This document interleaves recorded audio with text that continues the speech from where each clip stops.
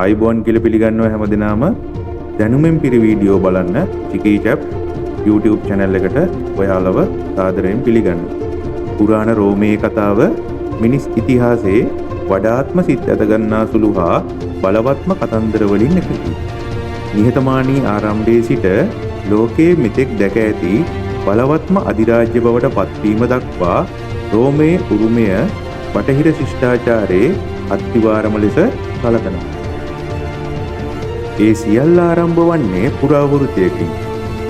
ලදරුවන් ලෙස අතහැර දමා ටයිබර් ගඟ අසල වෘකයෙකු විසින් ඇතිදැඩි කරන ලද නිවුන් සහෝදරයන් වන රොමියුලස් සහ රෙමස් ඇදී වැඩි අධිෂ්ඨානශීලී වූ ඔවුන් නවනගරයක් සොයා ගැනීමට පිටත් විය.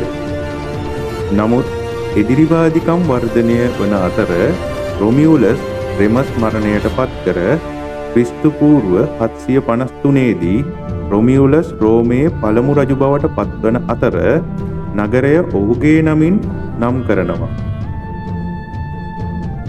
රෝමයේ මුල් කාලයේ ලතින්, සබීන් සහ එට්‍රස්කන් සම්ප්‍රදායන් මිශ්‍ර කරමින් රජවරුන් 7 දෙනෙකු විසින් පාලනය කර ඇති බව සඳහන් වෙනවා. මෙම රජවරු රෝමයේ ආගමික, නීතිමය සහ දේශපාලනික පදනම් විස්ථාපිත කරලා ඔවුන්ගෙන් අන්තිමයා වූ ටාකින් ද ප්‍රවුඩ් ක්‍රූරත්වයෙන් හා අහංකාරයෙන් රට පාලනය කර ඇති අතර ඔහුගේ උරිරු පාලනය ලවයක් ඇති කර ඇති බව සඳහන් වෙනවා. ක්‍රිස්තු පූර්ව 509 දී රෝමානුවන් ඔවුන්ගේ රජවරුන් පෙරලා දමා ජනරජයක් ප්‍රකාශයට පත් කර බලය දැන් තේරීපත් වූ නිලධාරීන්ගේ, කොන්සල්වරුන්ගේ සහ සෙනෙට් සභාවේ අතටගෙන මෙම නමක්‍රමය නිදහස, සිවිල් යුතුකම සහ බලය පරීක්ෂා කිරීම වැනි වටිනාකම් ඇති කර ඇති නමුත් සියල්ලන්ම සමාන නොවීය. ප්‍රභූ පැට්‍රීෂියානුවන් බලයෙන් වැඩි කොටසක් දැරූ අතර පොදු ජනතාව වන ප්ලේබියානුවන් අයිතිවාසිකම් සඳහා සටන් කර කාලයත් සමග නීති වගු 12 වැනි ප්‍රතිසංස්කරණය මගින් වැඩි යුක්තියක් සහ ඇතුළත් කිරීමක් ලබා දී ඇති බව සඳහන් වේ. රෝමය වර්ධනය වන විට එය එහි විශාලතම ප්‍රතිවාදියා වන කාර්තේජයට මුහුණ දුන් අතර උරිරු පුනික් යුද්ධ 3ක් ඇතිවිය. පුනික් යන නම පැමිණෙන්නේ කාර්තේජීනියානු හෝ ෆිනීෂියානු යන අර්ථය ඇති පුනිකස් යන ලතින් වචනයනි. දෙවන ලෝක යුද්ධයේදී හැනිබල් ප්‍රසිද්ධියේ අලියතුන් සමග ඇල්පස් තරණය කළේ රෝමය භීතියට පත් කරමිනි. එහෙත් රෝමය විඳදරාගෙන ක්‍රිස්තු පූර්ව 146 දී කාර්තේජයට සම්පූර්ණයෙන්ම විනාශයට පත් කර ඇති අතර රෝමය දැන් බටහිර මධ්‍යධරණි මුහුදේ ආධිපත්‍ය දරයි. නැගෙනහිරින් ලැබූ ජයග්‍රහණය සමග රෝමය ග්‍රීක දර්ශනය, කලාව සහ විද්‍යාව අවශෝෂණය කර ගනිමින් රෝම ගෘහ නිර්මාණ ශිල්පය සමෘද්ධිමත් කර ජනරජය පුරා ජලනල මාර්ග සහ පන්සල් ස්ථාපිත කර ලතින් සහ ග්‍රීක අධ්‍යාපනයේ සහ රාජ්‍ය තාන්ත්‍රික භාෂාවක් බවට පත් කර ඇත. වැඩිවන අසාමාන්‍යතාවය සහ දේශපාලන දූෂණ මැද්දේ ආකර්ශනීය ජෙනරාල්වරයෙකු නැගී සිටි අතර ජූලියස් සීසර් ගෝල්හි ඔහුගේ හමුදා දක්ෂතාවය සහ ජනතාවාදී ආයාචනය සෙනෙට් සභාව සොලවා දැමූ අතර ක්‍රිස්තු පූර්ව 49 දී ඔහු රුබිකන් ගඟ තරණය කළ අතර සිවිල් යුද්ධයක් ඇති කර බව සඳහන් වේ.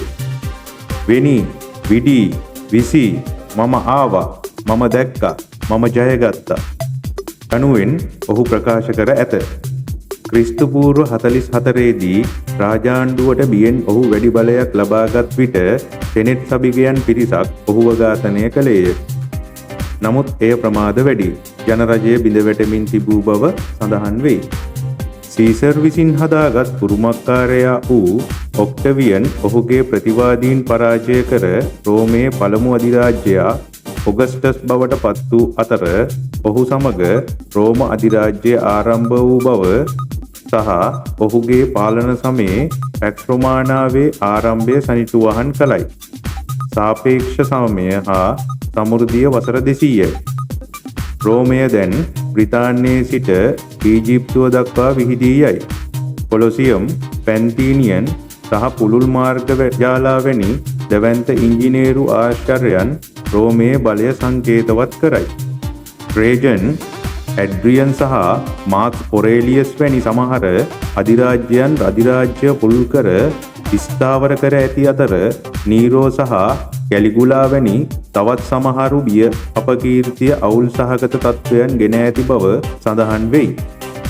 මෙම කාලය තුල රෝම පළාතේ යුදයේ ක්‍රිස්තියානි ධර්මය මතු වූ අතර මුලින් පීඩාවට පත් වූ ආගම වේගයෙන් ව්‍යාප්ත වූ අතර ක්‍රිස්තු වර්ෂ 313 වන විට කොන්ස්ටන්ටයින් අධිරාජ්‍යයා එය නීතිගත කර ඇති අතර 380 වන විට ක්‍රිස්තියානි ධර්මය රෝමේ නිලාගමට බවට පත්වෙයි. සියවස් ගණනාවක් ගෙවී යත්ම රෝමේ ශක්තිය හීන වූ අතර ආර්ථික කරදර, හමුදාමය අධික ව්‍යාපෘති, දූෂණය සහ නිරන්තර ආක්‍රමණ අධිරාජ්‍ය දුර්වල කර ඇති බවත් ක්‍රිස්තු වර්ෂ 476 දී අවසාන බටහිර රෝම අධිරාජ්‍යයා වූ රොමියුලස් ඔගස්ටලස් ජර්මානු අධිපතියෙකු විසින් බලයෙන් පහ කර බටහිර රෝම අධිරාජ්‍ය බිඳ වැටී තිබුණි. නමුත් බයිසැන්ටියානු අධිරාජ්‍ය ලෙස හැඳින්වෙන නැගෙනහිර රෝම අධිරාජ්‍ය තවත් වසර 10කට ආසන්න කාලයක් පැවතූ බව සඳහන් වේ. අධිරාජ්‍ය බිඳ වැටුණත් රෝමය කිසිදා සැබවින්ම මිය ගියේ නැත. එහි නීති, භාෂාව, ගෘහ නිර්මාණ ශිල්පය සහ පරමාදර්ශය ලොව පුරා ආණ්ඩු ආගම් සහ සංස්කෘතීන් තුල පවතී. අපි මාර්ග ඉදිකරන සෑම අවස්ථාවකම නීති කෙටුම්පත් කරන විට, ආදර භාෂා කතා කරන විට හෝ සෙනෙට් සභා තුල විවාද කරන සෑම අවස්ථාවකම අපි රෝමේ ආත්මය ප්‍රතිරාවය කරයි. රෝමය එක් දිනක් ගොඩනගා නැත. එක් රැයකින් අතුරුදහන් නොවීය. එය නැගී වැටි පරිවර්තනය විය. සදාකාලික උරුමයක් ඉතිරි කර ඇති රෝමය ඉතිහාසය අපට කියා දෙන්නේ සැබවින්ම ලෝක පණිවිඩයක් බව අප තේරුම් ගත යුතුයි. මෙවන් වීඩියෝ අප channelය හරහා දිගටම ඔබ වෙත ගෙන එන්න මම සූදානම්. එම නිසා subscribe කර පහළ තියෙන bell icon එක click කරලා ඔයාලගේ අදහස් comment එකකින් එකතු කරන්නත් අමතක කරන්න එපා. ඔයාලගේ යාළුවන්ට share කරන්නත් අමතක කරන්න එපා.